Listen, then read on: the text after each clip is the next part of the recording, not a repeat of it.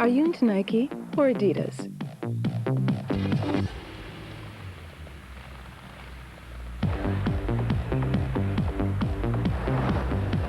Into Chanel or Dior?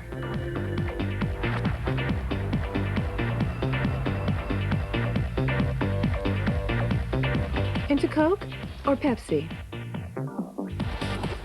Brands are our newest clans, our newest social classes.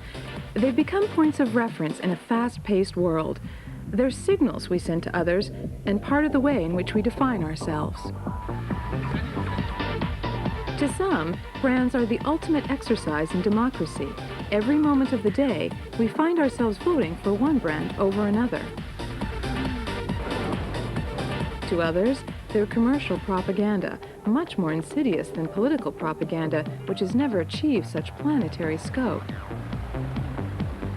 Today, brands shout out from the media din, drowning out the voices of the philosophers, of the thinkers.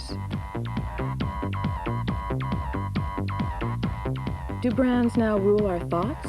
Have they become the new gurus? In a world fast losing its bearings, are brands becoming the ultimate reference?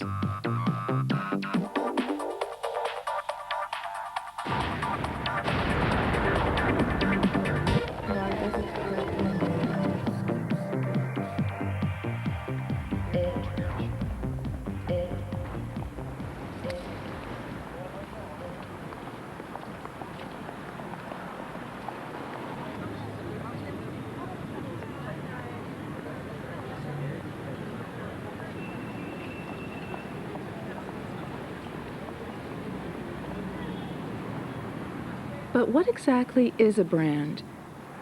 Can it be defined simply and in a few words? The fact is that if brands hold such fascination for us, it is precisely because of our inability to truly define them. For example, if I say Chanel, a bottle of No. 5 immediately comes to mind. Yet the brand is much more than a single product. True, the popularity of a brand can always be traced to a product that has become famous, but the brand quickly moves beyond this single product. Today, Chanel produces handbags, jewelry, footwear, even eyeglasses. We also tend to confuse the brand with the company because they have the same name. Apart from its famous cola, the Coca-Cola Company owns many other trademarks.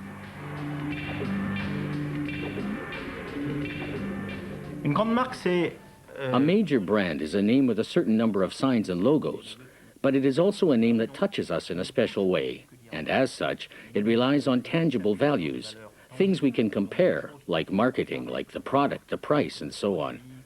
It also relies on intangibles like colors or the story it tells, none of which can be compared with any other.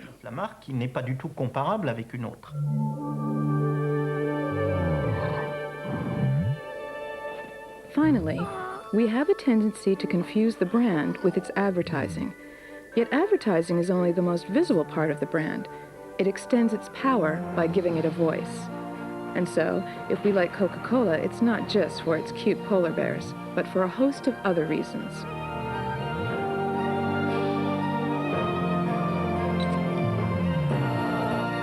People talk about branding as if it's the same as advertising, but I believe branding is the end of advertising, in the sense that advertising is about an interruption in the culture. You know, you're watching a movie, you're watching television, and it gets cut in the middle of, this is our culture, and now there's a commercial message. Branding is about flipping that order so that the brand becomes the cultural infrastructure, and we're all brand content.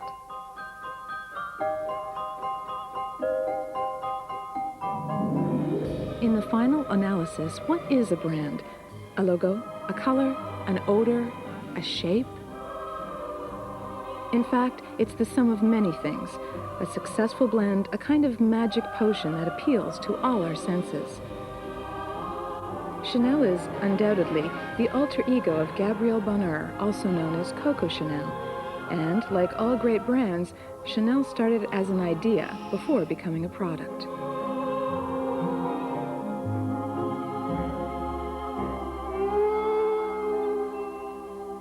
Chanel numéro 5. The interesting thing about Chanel is that it reflects feminine beauty's rise to power.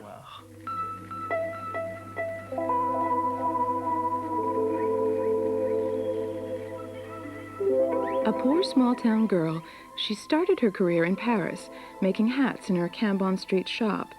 She quickly moved to fashion wear, then to perfume. In 1921, she created her famous No. 5, the only perfume to have outlived fashion trends. Today, more than 80 years after its creation, it accounts for a quarter of the world's fragrance sales. Chanel is an outstanding example since it teaches us everything we should know about a great brand. It teaches us that behind every great brand, there's a strong idea. For Coco, a feminist ahead of the times, that idea was the liberation of women.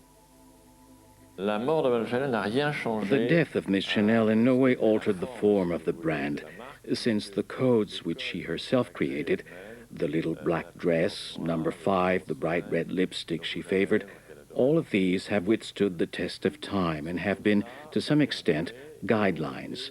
And it is through this kind of Bible of signs, if you will, that Chanel continues to evolve through time, perpetuating the creative genius of Miss Chanel.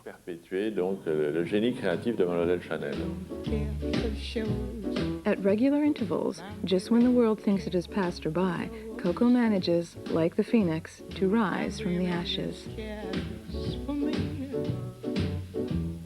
30 years after her death, the brand still holds the quasi-mythical status Coco sought to give it. Cars and races. The story of Chanel is a saga that has been told time and time again.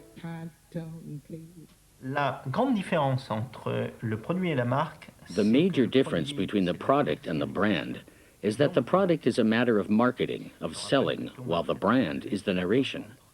In other words, the brand tells a story that appeals to both the mind and the heart. And so, in fact, when we talk about the myth, we are referring first to the beautiful story that is being told. And whether they are true or not, all major brands are beautiful stories. I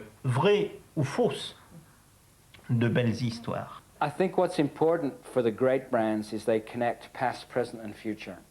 Okay, Pepsi-Cola's been going for 100 years plus, Coca-Cola the same, and yet they are as young and fresh to a teenager today as they were 100 years ago.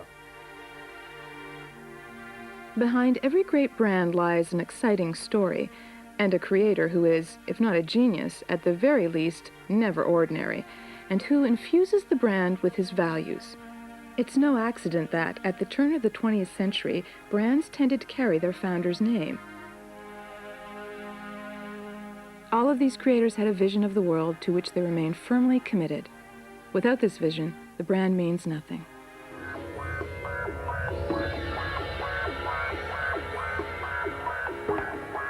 In 1976, when Steve Jobs founded Apple, he was driven by the idea of a more human, more user-friendly computer. He believed that computers belonged in the home, that they were sure to become as common a household item as a television set. Macintosh computers met with tremendous success. Yes, Apple is truly a very good brand story, because it's a transgressive story. It's about going up against the establishment, and that's how brands assert themselves. But when Steve Jobs left the company in 1985, the long journey through the desert began.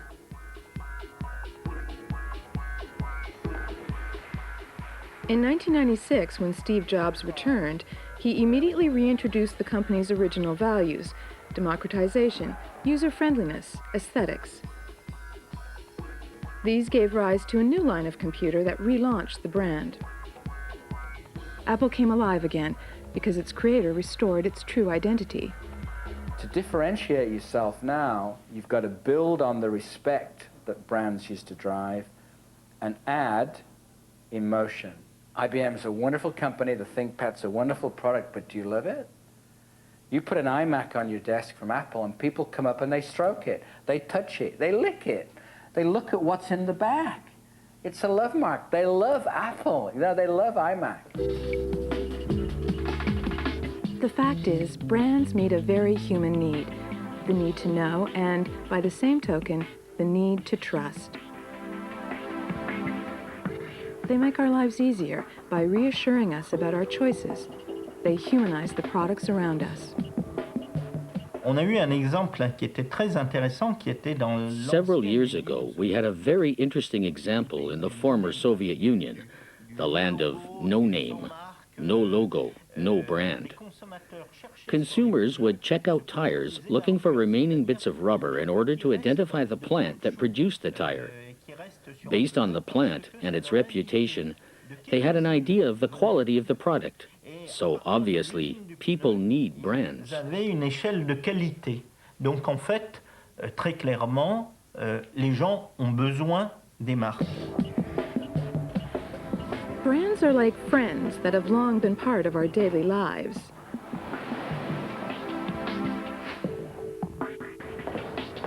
But when did these friends become so overwhelming? From Chanel to Nike, Mercedes to Gap, have brands really changed over the past century?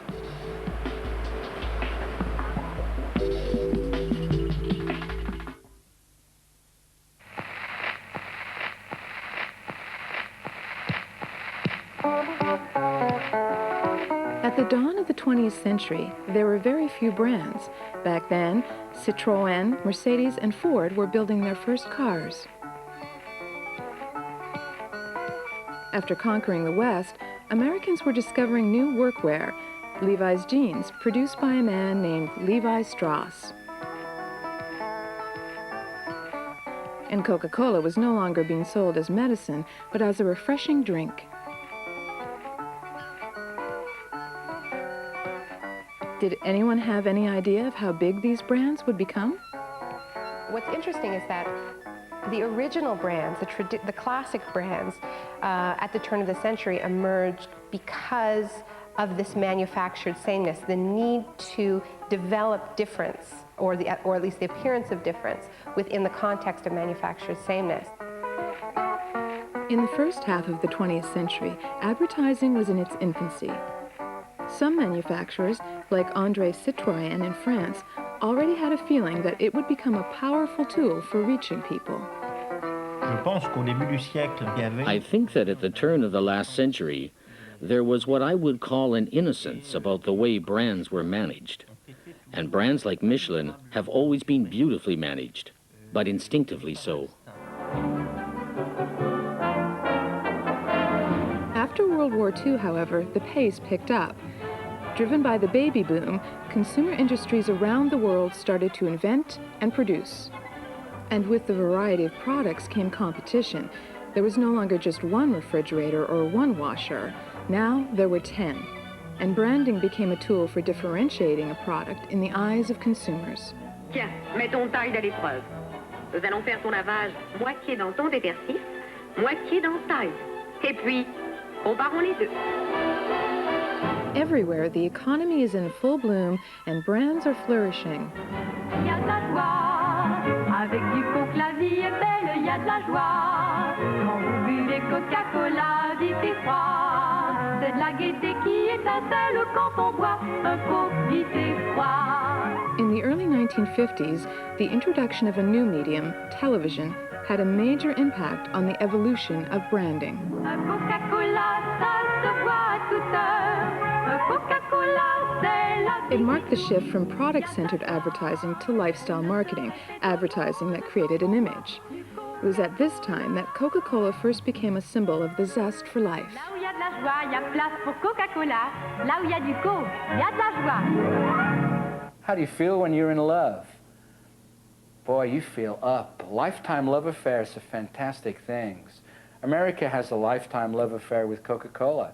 Yeah, you know, we took the Pepsi challenge and Pepsi tastes better. We don't care. We don't care. We love Coca-Cola.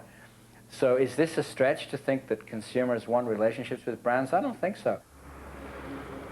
And within this framework of managing consumer relations, another brand would innovate.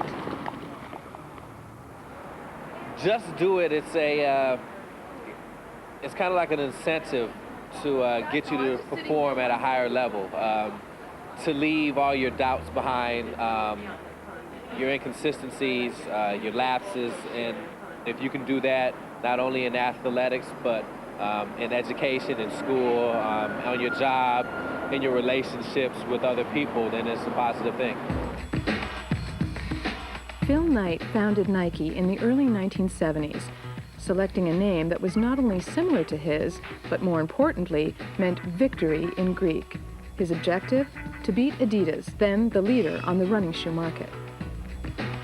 Thanks to the charisma of marathon runner Steve Prefontaine and new technology, Nike quickly emerged as the best shoe of its era. But Phil Knight realized that more important than his product were his brand's values. In 1992, he implemented a major strategic change. Nike focused on sales and marketing rather than on simply manufacturing shoes. With this move, Knight, the visionary, introduced what has been dubbed the marketing of ideas. From then on, Nike advertising campaigns would no longer be selling products, but rather a symbol, an idea, victory at all costs. Nike started off as a terrific product. Then Phil Knight and his group developed it into a terrific brand with great icons of the swoosh and Just Do It.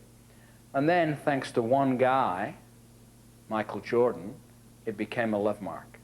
And it transcended brands, it transcended sports, it transcended fashion.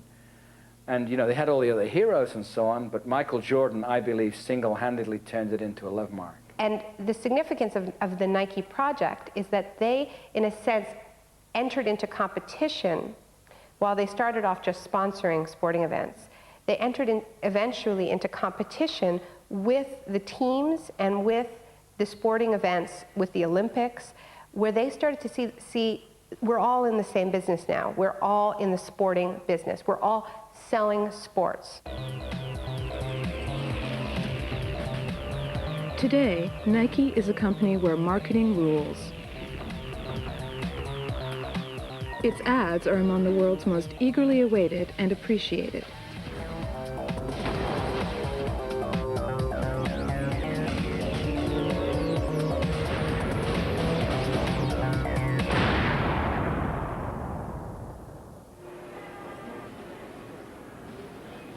With the marketing of ideas, Nike opened up new avenues.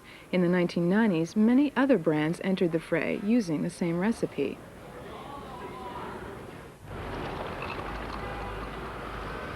How should we feel about this type of strategy? Could they be selling us hot air with their ideas? Even that giant, IBM, changed its communications in a rather spectacular way. Now, if you look at IBM's ads now and you know, 1994 on, you stopped seeing computers in their ads. It became about the idea of communication. It came about the idea of globalization. They were selling solutions for a small planet. They were selling solutions for e-business. The computers were almost a sort of tableau. They were a tool, and what they were selling was this idea. Brand managers took their lead from the creators so as to develop the commercial power of their brands. That works. It works. Yeah, it works. And it's simple. It's 3 frames, you know. From now on, the advertising agencies were also involved in determining the future of brands. The quest for expansion led to more segmented tasks. The days of improvisation were over.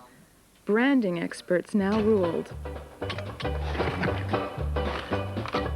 In 100 years, we've gone from brands born of conviction and based on the quality of the product to postmodern brands, which are artificial constructs and often promoted in cynical or ironic terms.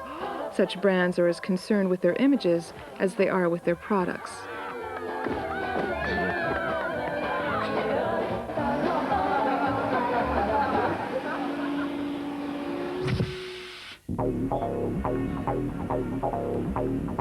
Today, a good brand is, first and foremost, a formidable asset.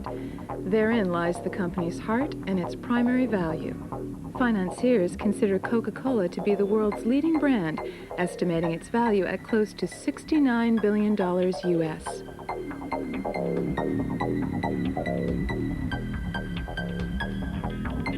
it be that somehow, in their quest for ever-expanding markets, these colossal brands lost some of their original authenticity?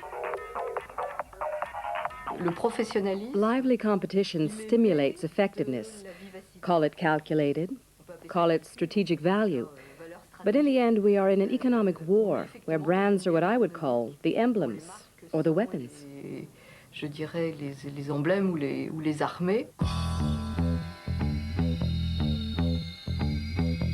Authentic or opportunistic, brands have never stopped evolving, adapting.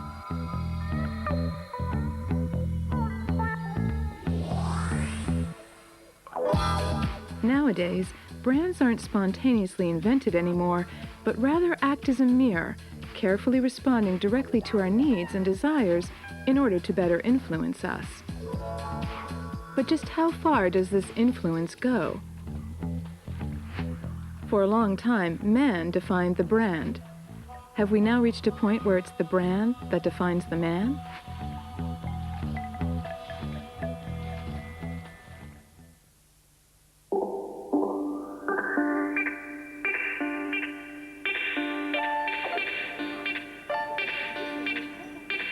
Oddly enough, there is no scientific data on the influence of brands.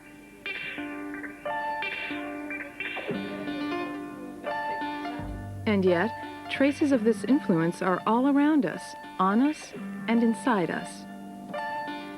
We can easily recognize and name hundreds of logos, but most of us would be hard-pressed to name more than a dozen plants. In short, today's brands have, in a way, become our deities, what the Romans called their household gods, those delightful, familiar, kindly domestic deities that were part of their lives, the way brands are in ours. Some brands become generic names, designating a class of product, like Frigidaire or Kleenex. Coca-Cola is the world's most widespread word after OK. You'll even find it in the dictionary. The 5,000 or so brand names familiar to Western consumers may actually qualify as the first universal language.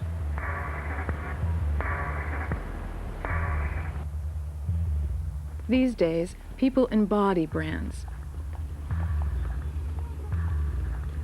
And in fact, some famous people are brands themselves. I think brands are becoming more and more influential because we have so many choices. And life is very busy. We live in the attention economy. We're being bombarded with choices all the time. So you reach for something that you know, that you trust, that provides you with what you need. And that's a brand. Pour moi, une marque, ça représente la qualité qu'on peut associer à un produit. It gives us comfort in knowing that, in the knowledge that something's going to be of a certain standard. Obviously, no matter what it is, even if it's McDonald's hamburgers, you know what you're getting. So that's what why brands are important, obviously. Ça représente ce que t'es, franchement, une marque. These major corporations, they take this style from the urban kids, from the streets, from the ghetto. They see how they dress.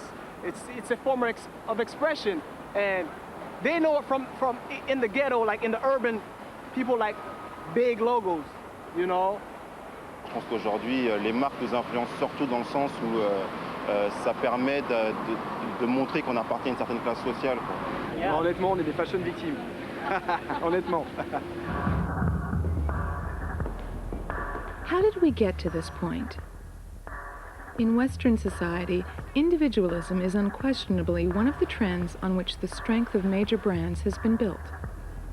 You know, basically, individualism is something of a virtue, because there was a time when the individual didn't matter. There was the tribe, the clan, the extended family, etc. Finally, we started to focus on the individual, the man at the heart of evolution, a sense of progress, of humanity, and all that. That's fine, of course, and valid, and in my view, it represents progress. But I get the feeling that if we go too far in that direction, we'll become completely alienated from society as a collective whole. Aliéné par rapport à la collectivité. Everyone wants to be different from everyone else and looks for ways to stand out. brands are a fast and highly symbolic way of doing just that. It's a huge paradox. We want to be different, and so we focus all of our differences on what we consume. We're all different, yet we're all brand consumers. The brand has almost become humankind's lowest common denominator. In other words, the brand is rooted in the individualism of our societies. It starts from people's anxieties and gently but very explicitly, without really deceiving anyone, it communicates a personality produced industrially, a personality of the masses. The harder it is for us to know who we are, the more we will tend to gravitate towards this form of consumption. And that is why brands target children and adolescents, who are at the best transitional ages, ages when they are uncertain of their identity. Kids belonging to Generation Y, those born after 1980, and more importantly, the tweens, are undoubtedly the segment of the population most concerned by and about brands. For this generation, more than any other, the brand is their identity. Moi, ma marque préférée, c'est Parasuco. Parce que les filles aiment ça quand les gars portent ça. Puis j'aime ça, les sortes de vêtements qu'ils font, jeans, toutes sortes de vêtements qu'ils font. Moi, j'adore Parasuco parce que c'est mon style, j'adore, puis ça fait bien. I think that young people today are more vulnerable than we were when we were young, because they live in an environment that is also more vulnerable to this. That's how I feel. For example, I notice that my grandchildren are very attached to certain brands, certain habits, certain clothes. I think that you have a lot of sort of different parallel trends going on in this generation, where some of them have really adopted the whole branding sort of ethos and idea and philosophy completely, and they're like, yes, I am in the Nike tribe, and are tattooing themselves, and clearly the desire to mark oneself and that to say I am part of something larger than myself, I'm part of this group. This is the most basic tribal instinct that exists. Nous on porte plutôt les Buffalo, Jean Levis. On va dans une boîte en fait qui s'appelle le Metropolis avec nos amis. Et on a tous des Buffalo, on est tous en petite jupe ou pantalon Jean Levis. Voilà.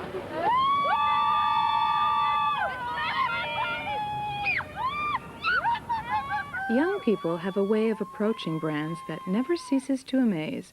This is the first generation brought up on brands. Fairies hovered over their cribs. Playskool, Disney, McDonald's, Nike, Oshkosh, Nintendo, and so many more.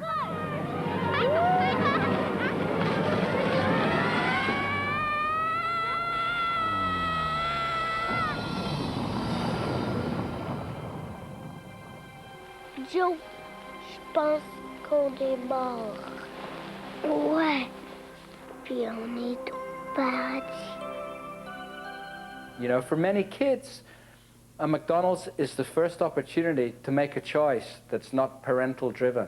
A Coke or a Pepsi says something about you when you're 14 years old, for 50 cents. Well, boy, when you're going through those years of low self-esteem and all that kind of stuff, a brand can be a useful prop and a useful tool.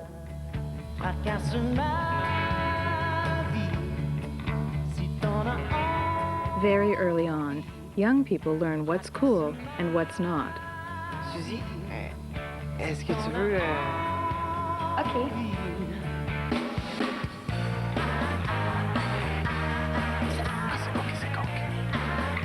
The fundamental principles of lifestyle branding were really developed for kids first, by Disney, by Mattel, by McDonald's, because what the classic kids advertisers know is that kids want to crawl inside a fantasy, and any parent who's ever taken their kid